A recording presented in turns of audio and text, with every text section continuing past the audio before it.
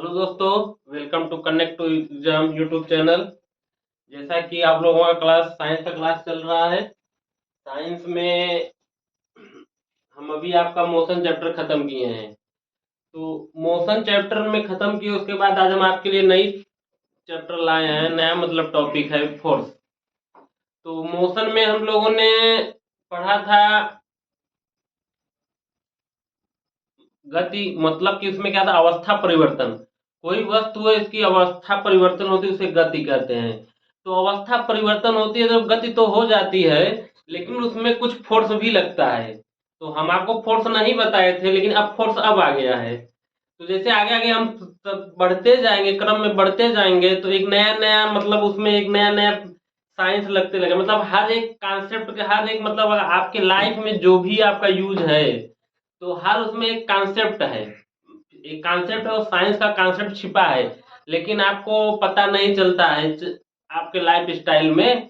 तो साइंस पढ़ने पर हमें यह मालूम होता है कि हाँ, ये चीज ऐसे होता है, ये चीज ऐसे, इसका इस कॉन्सेप्ट है, इसका इस चीज का कॉन्सेप्ट है, ऐसा इस चीज का कॉन्सेप्ट है। इसी प्रकार हम आपको पहले बताए थे, अवस्था परिवर्तन गति कहते हैं गति से। फिर आपको दूरी, कोई पथ की लंबाई को दूरी कहते हैं। फिर पथ की दूरी को बता दिए, दूरी को कोई हम दिशा दे दिए तो उसको विस्थापन हो गया। अब उसके बाद दूरी, अगर अगर चाल है तो चाल, चाल वाला दूरी बटे समय को, अगर कोई दूरी आप कितने समय में तय कर रहे हैं तो वो आपका चाल हो गया। और विस्थापन, विस्थापन हो गया, वेग हो गया, वेग से विस्थापन, मतलब एक निश्चित दिशा में तय की गई दूरी की दर को विस्थापन वेग कहते हैं। तो वेग से तो होगा, उसके बाद त्वरण पे हम लोग आ गए। त्वरण में हम लोग ने क्या पढ़ा? त्वरण में यह चीज देखा कि वेग परिवर्तन की दर को त्वरण कहते हैं। जैसे दो चाल, जैसे आप लोग कभी बाइक चलाते हैं तो ओवरटेक करते होंगे। ओवरटेक का नाम सुने होंगे। कोई आप बाइक चलाते हुए जा रहे हैं, कोई बड़ी बड़ी गाड़ी आगे, मान लीजिए ट्रक आ गया, ट्रक को आप पीछे से आगे जाने के लिए ओवरटेक करेंगे। तो आप ओवरटेक करेंगे तो आप स्पीड बढ़ाएंगे, तो आपको बारे जब ओवरटेक करने के पहले आपकी स्पीड कुछ होगी, मिनिमम होगी। तो ओवरटेक करने के बाद आपकी स्पीड बढ़ जाएगी। अब जैसे वो जो बढ़ गई स्पीड, तो वही जो पहले कम थी अब बढ़ गई, तो वही जो बढ़ी वही वहां पे हमें त्वरण मिला। तो वही मतलब हमें एक्सेलरेशन हुआ, वहां पे हमें त्वरण मिला। वेग परिवर्तन, वहां आपका वेग में परिवर्तन हो गया। तो आपका पहले स्पीड था 40, आपने ओवरटेक करने के लिए कर दिया 60। तो आप 20 किलोमीटर, मतलब जो 20 का अंतर है, यही आपका त्वरण है। अब त्वरण लगा, लेकिन उस पर बल भी लगा, लेकिन आपको नहीं पता चला। त्वरण तो लगा, तो उस पर बल भी लगा है। तो आज हम वही बल के बारे में चर्चा करेंगे। बल, कोई वस्तु है, अगर कोई भी वस्तु है, बिना बाह्य बल के, बिना बाह्य मतलब कोई वस्तु है, कोई बाहरी, अगर आप जब तक संपर्क नहीं करेंगे, बाहर से मतलब आप उसे टच नहीं करेंगे, बाहर से आप छेड़खानी नहीं करेंगे, उसकी अवस्था में परिवर्तन नहीं होगा। तो परिवर्तन नहीं होगा उसकी अवस्था में, तो वही जो परिवर्तन के लिए जो टच हो रहा है, वो जो मतलब कॉन्सेप्ट है, मतलब आप लोग समझिएगा ध्यान से। जैसे कोई टच हो रहा है तो वही आपका क्या है, बल है। तो आप, अब बल हमेशा बाहर से लगता है। बल एक क्या है, बाह्य कारक है। मतलब मान लीजिए कोई, जब आप साइकिल चलाएंगे तो साइकिल चलाएंगे तो आप बल का यूज करेंगे। आप जब साइकिल चलाएंगे तो आप बल का यूज करेंगे। तो तो वो जो आप बल लगाएंगे तभी आपकी साइकिल चल पाएगी आगे। तो आपको एहसास नहीं होता है कि वो बल ही होता है। आपको तो मालूम नहीं, साइकिल लिए स्कूल, घर से उठे सुबह सुबह चल दिए स्कूल की तरफ, वो साइकिल जब आप पाउंडल मारेंगे तब आपका बल लगता है। तो बल के बारे में आज हम पढ़ेंगे। तो चलिए आते हैं आगे क्लास। देखिए बल क्या है।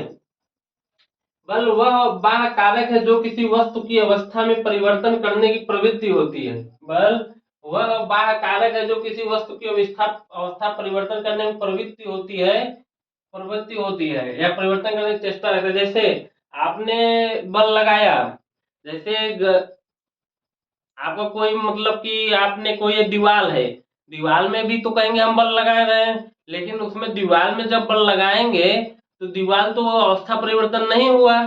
जब अवस्था परिवर्तन नहीं हुआ, कुछ मतलब कि कुछ, तो कुछ उसमें परिवर्तन ही नहीं हुआ, तो वहां बल जीरो हो जाएगा।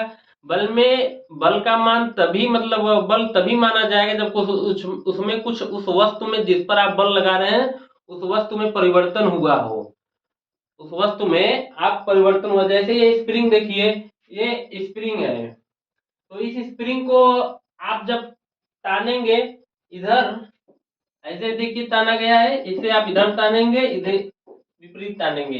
देखिए विपरीत तानेंगे तब जाके आपका बल लगेगा। जब तानेंगे तब ये देखो पहले सिकुड़ा हुआ था, अब फैल गया, तो यही आपका क्या है, बल है, यही आपका बल है।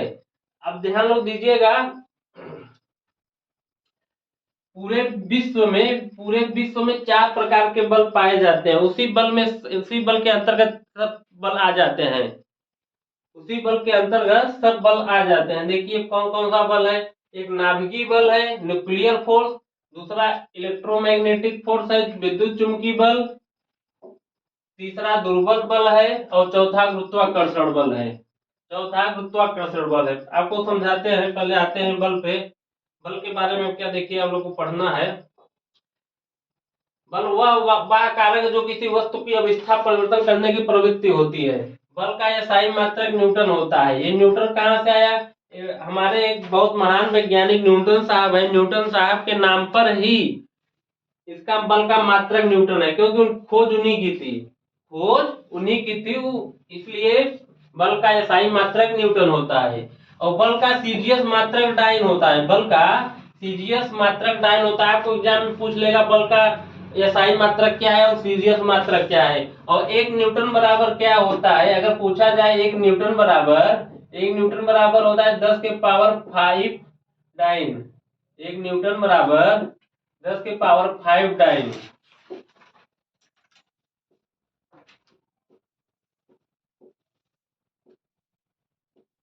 1 न्यूटन बराबर 10 के पावर 5 डाइन। बल एक सदिश राशि है। बल क्या है, एक सदिश राशि है। देखिए F बराबर क्या होता है, F बराबर m इंटू ए, F बराबर m इंटू ए। तो आप लोग ध्यान दीजिए, m का एसआई मात्रक क्या होगा, m का एसआई मात्रक मतलब मास, मास मतलब द्रव्यमान, इसका एसआई मात्रक केजी होगा। और ए है, एक आप त्रोण का दे, त्रोण का एसआई मात्रक क्या होगा, मीटर प्रति सेकंड स्क्वायर होगा, तो इसको मीटर प्रति सेकंड स्क्वायर करेंगे।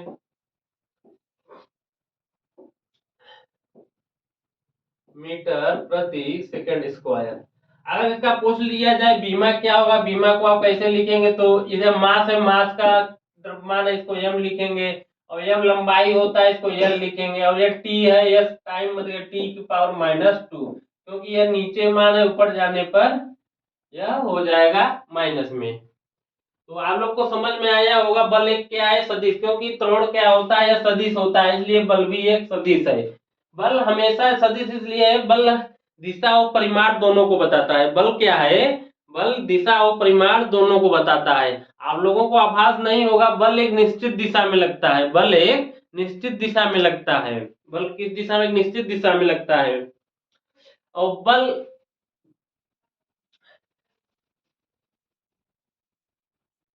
बल एक संतुलित बल होता है, और दूसरा असंतुलित असंतुलित बल। एक बैलेंस्ड बल होता है, एक बैलेंस फोर्स, एक अनबैलेंस्ड फोर्स।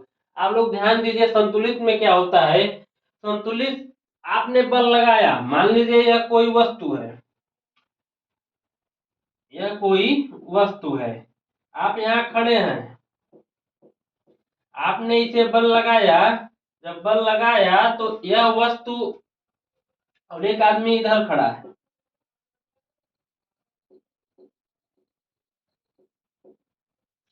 ये इधर बल लगा रहे हैं, ये इधर बल लगा रहे हैं। मान लीजिए ये बल लगा रहे हैं 5 न्यूटन से, ये बल लगा रहे हैं 5 न्यूटन से, और ये भी व्यक्ति 5 न्यूटन से बल लगा रहे हैं। ये भी व्यक्ति जब 5 न्यूटन से बल लगाएंगे तो यह बल क्या है, विपरीत है।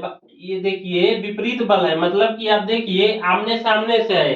जब बल आमने सामने से होगा, विपरीत बल होगा, तब ये जो वस्तु है, ये वस्तु का परिवर्तन होगा ही नहीं, क्योंकि दोनों तरफ से समान बल लग रहा है, दोनों तरफ से समान बल लग रहा है। अगर पूछा जाए इसका नेट बल क्या होगा, अगर नेट बल देखा जाए तो 5 - 5 क्या जाएगा, 0।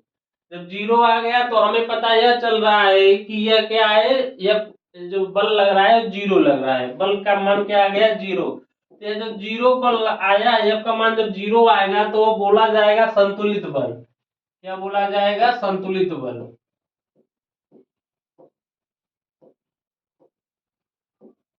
और अगर अगर F का मान 0 नहीं आया, मान लिए होते यहाँ आपका 10 न्यूटन बल लग रहा है और यहाँ 5 न्यूटन का बल लग रहा है, अगर माना जाए पहला आदमी 10 का लगा रहा है और दूसरा आदमी लगा रहा है 5 का, ये मान लीजिए ये तो 10 माइनस 5 कितना होगा? अगर 10 माइनस 5 घटाया जाए तो हमें कितने की प्राप्त होगी? 5 न्यूटन का। तो हमें यह पता चल रहा है कि जिस जो बल 10 न्यूटन से लगा रहा है उसके द्वारा जो व्यक्ति 5 न्यूटन का बल लग रहा है उसके दिशा में उस वस्तु को ढकेल देगा, उस वस्तु को मतलब उस वस्तु को उधर खिसका देगा। जब इधर खिसका देगा तो यहाँ देखिए बल लग गया। जब बल लग गया तो कितना बल लगा? 5 न्यूटन बल लगा। तो 5 न्यूटन, तो ये क्या हो गया? असंतुलित बल। ये कौन सा बल हो गया? असंतुलित बल।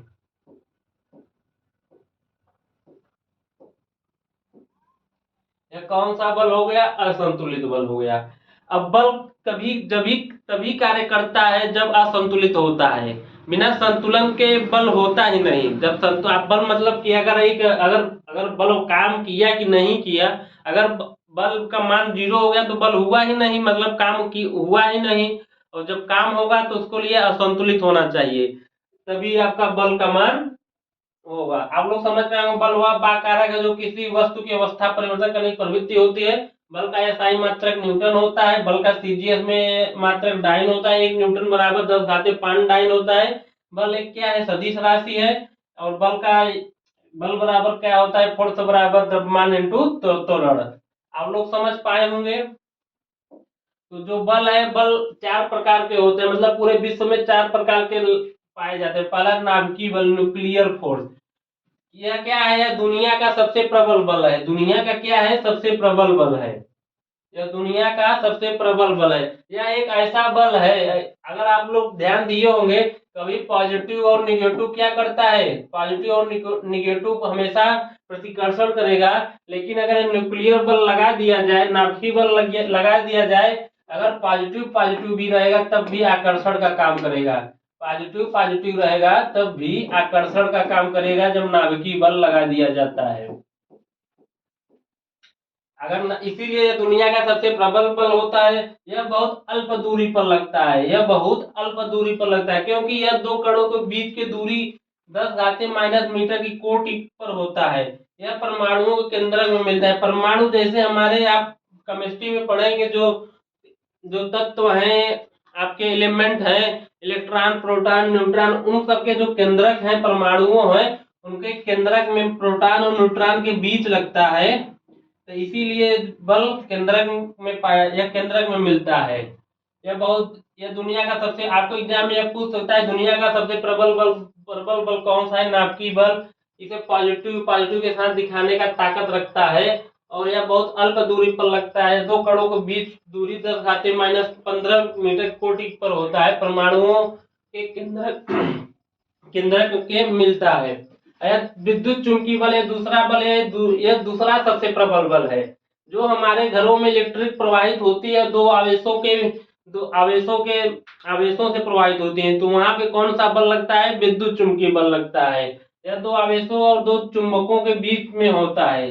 जो विद्युत चुंबकीय बल या 10 से 15 सेंटीमीटर के बीच की दूरी पर लगता है। और तीसरा देखते हैं, तीसरा क्या है? दुर्बल बल। यह अणुओं के बीच लगता है। तीसरा प्रबलतम बल है। यह अत्यंत लघु प्रास वाला बल है। अगर हम देखा जाए, गुरुत्वाकर्षण बल, नाभिकीय बल और विद्युतीय चुंबकीय बल को छोड़ दिया जाए, अगर इन सब बलों को छोड़ दिया, जो भी बल बचता है वह दुर्बल बल होता है। जैसे हम लोगों का माता पिता से प्यार एक क्या है? दुर्बल बल है। हम लोगों का माता पिता से का एक प्यार दुर्बल बल है। हम लोगों का गुरुजनों से प्यार दुर्बल बल है। जैसे आप लोग, जैसे इस समय कोई भी एग्जाम, कोई भी वैकेंसी आती है तो आप उस वैकेंसी में लग जाते हैं। तो अगर वो एग्जाम जैसे मतलब कि कुछ समय बाद वो बल, हम उसके प्रति आकर्षण होते हैं, तैयारी होने के बाद, एग्जाम बीतने के बाद हमारा उसका आकर्षण कम हो जाता है, फिर दूसरे एग्जाम में लग जाते हैं। तो यहाँ कौन सा बल होता है? यहाँ दुर्बल बल होता है। और चौथा बल है गुरुत्वाकर्षण बल, ग्रेविटेशनल फोर्स। दुनिया का सबसे कमजोर बल होता है, या दुनिया का सबसे कमजोर बल होता है। कोई प्रभाव दिखाई नहीं देता है। हम लोगों को कभी भी मालूम नहीं होता है कि हम लोगों के बीच गुरुत्वाकर्षण बल है, क्योंकि इस पूरे ब्रह्मांड में एक गुरुत्वाकर्षण बल अस्तित्व में है। पृथ्वी सूर्य के चारों ओर और चंद्रमा पृथ्वी के चारों ओर गुरुत्वाकर्षण बल के कारण ही घूमते हैं। जो पृथ्वी है सूर्य के चारों ओर, और चंद्रमा जो है पृथ्वी के चारों ओर गुरुत्वाकर्षण बल के कारण ही घूमते हैं। तो आप लोग समझ पाए होंगे। पहला नाभिकीय बल या सबसे प्रबल बल होता है, दूसरा विद्युत चुंबकीय बल, वो सबसे प्रबल बल, उसके बाद दुर्बल बल, उसके बाद गुरुत्वाकर्षण। गुरुत्वाकर्षण बल सबसे कमजोर बल होता है। गुरुत्वाकर्षण बल क्या होता है? सबसे कमजोर बल होता है। चलिए अभी हम आपको बताए थे संतुलित बल क्या होता है। संतुलित बल, जैसे ये आप रस्सा कसी का खेल खेले होंगे। देखिए एक एक बच्चा इधर एक बच्चा इधर तान रहा है, तो यहाँ देखिए ये मतलब बैलेंस में है, ये कहीं न इधर, ये भी 5 न्यूटन का बल लगा रहा है, यह भी 5 न्यूटन का बल लगा रहा है। जब दोनों लोग 5 न्यूटन का बल लगाएंगे तो इससे यह पता चलेगा कि क्या हो रहा है, इसमें समान मतलब बल लग रहा है। तो यहाँ पर बल का मान क्या हो जाएगा? क्योंकि यह विपरीत है तो बल का मान क्या हो जाएगा? 0। तो F का मान 0 हो गया, तो यह कौन सा बल है? बैलेंस बल। जब किसी पिंड पर एक या अधिक बल कार्य करते हो, सभी बलों का परिणामी बल शून्य होता है, तो वह पिंड क्या बोला जाता है? संतुलन अवस्था में होगा। कौन सा बोला जाता है? पिंड संतुलन अवस्था में होगा। और असंतुलित बल देखिए क्या है? जब किसी वस्तु पर दो या से अधिक बल इस प्रकार लगते हैं। देखिए यहाँ कौन सा बल है? असंतुलित बल है। इधर से 3 लोग हैं, मान लीजिए 100 न्यूटन का बल लगा रहे हैं, अभी 100 न्यूटन का बल लगा रहे हैं, और ये भी 100 न्यूटन का बल लगा रहे हैं, तो यहाँ 300 हो गया। और यहाँ पे कितना, एक व्यक्ति कितने का लगा रहा है? 100 न्यूटन बल। तो हमें यहाँ नेट बल कितना हुआ? 200 हुआ। तो ये रस्सी किधर जाएगी? तो रस्सी ये इधर जाएगी। तो इधर जो 3 लोग हैं, ये लोग की क्या हो जाएगी? जीत हो जाएगी, यह बच्चा हार जाएगा। तो यह कौन सा बल हुआ? यहाँ पे कौन सा बल कार्य कर रहा है? असंतुलित बल कार्य कर रहा है। तो यहाँ पे आप लोग देख लीजिए, ये भी यहाँ देखिए, ये इधर वजन ज्यादा है, जिधर वजन मतलब बढ़ गया, बल बढ़ गया, उधर उधर मतलब उधर का पक्ष बल, जो वस्तु है उधर की दिशा में हो जाएगी। संवेग। संवेग देखिए आप लोग क्या होगा? किसी गतिमान वस्तु का द्रव्यमान तथा वेग के गुणनफल को उस वस्तु का संवेग कहते हैं। आप लोग ध्यान दिए होंगे, जैसे आप लोग जब साइकिल चलाएंगे, साइकिल से जाएंगे, मान लीजिए यहाँ कोई ब्रेकर हो गया, यहाँ कोई ब्रेकर हो गया, आप यहाँ अकेले साइकिल से जा रहे हैं, और यहाँ 2 लोग मिलकर साइकिल से जा रहे हैं, यहाँ 2 लोग मिलकर साइकिल से जाएंगे। जब आप ब्रेक लगाएंगे तो ये जो पहली साइकिल है, या मान लीजिए दूसरी साइकिल है, जब पहली साइकिल है, या ब्रेक लगाने पर तुरंत रुक जाएगी, यह साइकिल ब्रेक लगाने पर तुरंत रुक जाएगी। लेकिन यह साइकिल ब्रेक लगाने के लेकिन कुछ दूरी मतलब चलेगी, या जाके या गिर जाएगी, या कुछ हो जाएगा। तो यह ऐसे हमें यह पता चल रहा है, अगर देखिए जो संवेग है, द्रव्यमान है P इंटू V। द्रव्यमान गुणे वेग के गुणनफल को क्या कहते हैं? किसी किसी पिंड के द्रव्यमान और वेग के गुणनफल को संवेग कहते हैं। अगर द्रव्यमान का मान अधिक होगा, अगर द्रव्यमान का मान अधिक होगा तो संवेग का मान भी अधिक होगा। अगर द्रव्यमान का मान अधिक होगा तो संवेग का मान भी अधिक होगा। और अगर चाल का मान भी अधिक होगा, अगर चाल का मान अधिक होगा तो संवेग का मान भी अधिक होगा। आप लोग समझ पा रहे होंगे हम आपको क्या कहना चाहते हैं। अगर ध्यान दीजिए, इसको हम कैसे भी लिख सकते हैं, P अपान V बराबर m। देखिए अगर द्रव्यमान बढ़ गया, किसी वस्तु का द्रव्यमान बढ़ गया, तो चाल क्या हो जाएगी? कम हो जाएगी। तो चाल क्या हो जाएगी? कम हो जाएगी। तो यहाँ देखिए आप लोग, चाल बढ़ता हो गया। तो ये समय क्या है? सदिश राशि है। समय क्या है? सदिश राशि। इसका स्थायी मात्रक क्या होता है? किग्रा इंटू मीटर प्रति सेकेंड, किग्रा इंटू मीटर प्रति सेकेंड। ये देखिए, अगर मोमेंटम बढ़ा, संवेग बढ़ गया, तो यही हम बता रहे हैं, संवेग बढ़ गया तो क्या हो गया, यहाँ देखिए 2 लोग बैठे थे, द्रव्यमान बढ़ गया तो क्या हुआ, तो मतलब यह अधिक और दूरी तय करेगी साइकिल, क्योंकि यह संवेग बढ़ जाएगा। संवेग क्या है, बढ़ जाएगा, अधिक दूरी साइकिल तय करेगी। तो ये होता है जैसे आप किसी साइकिल बाइक से जा रहे हैं और कोई ट्रक है, बाइक से धक्का मारेंगे तो आदमी घायल होगा, लेकिन ट्रक से धक्का लगेगा तो वो आदमी की उसमें मृत्यु हो सकती है। तो उसका क्यों, जो ट्रक है उसका संवेग अधिक हो गया, जो ट्रक है उसका संवेग अधिक है बाइक की अपेक्षा, जो ट्रक है उसका संवेग अधिक है बाइक के अपेक्षा। आवेग, जो संवेग है, संवेग को हमेशा पी से डिनोट करते हैं। अगर संवेग को किससे डिनोट करते हैं, तो संवेग बराबर द्रव्यमान गुणे वेग। आप लोग ध्यान दीजिएगा, यह क्या है, सदिश राशि है। और आवेग, आवेग क्या होता है आप लोग ध्यान दीजिए, कोई बल किसी वस्तु पर कम समय के लिए कार्यरत हो, कोई बल किसी वस्तु पर कम समय के लिए कार्यरत हो, तो बल और समय के अंतराल के गुणनफल को क्या कहते हैं, आवेग कहते हैं। बल और समय अंतराल के गुणनफल को, इसको जे से डिनोट करते हैं, जे बराबर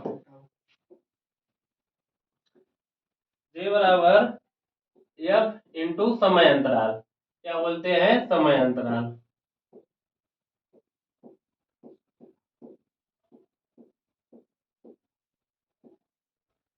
तो यह थोड़े समय के लिए हमेशा आवेग काम करता है, जो थोड़ा समय होता है वहां क्या काम करता है, आवेग काम करता है। तो यदि कोई वस्तु कम समय के लिए कार्यरत बल, बल और समय के अंतराल के गुणनफल को उस वस्तु का आवेग कहते हैं।